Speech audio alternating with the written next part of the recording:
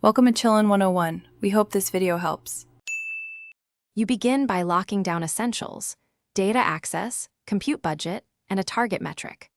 Once done, pick whether you will fine-tune a pre-built model or use prompt engineering with an API. Choose based on data volume and latency needs. Make sure to provision minimal compute to avoid surprise costs, then ingest a representative 1-2% sample and run a quick baseline. This first run establishes a performance floor and tells you which errors to prioritize next. You now move into iteration.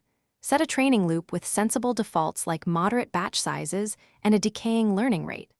Once the baseline exists, add data augmentation and reconcile label inconsistencies to reduce bias and variance. Make sure to validate on a held-out set, then add automated tests and drift monitors so the system signals when performance degrades. As you refine prompts or retrain, log changes and metrics. This lets you compare runs and choose the safest, most cost-effective. You finish by deploying gradually.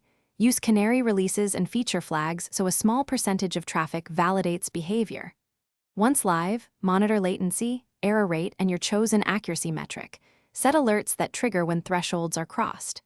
Make sure you have a rollback plan, snapshot the previous model, revert traffic instantly, and follow a hotfix checklist. If issues persist, run the labeled error audit to find root causes. This single troubleshooting step usually reveals data drift, prompt failure, or labeling bugs.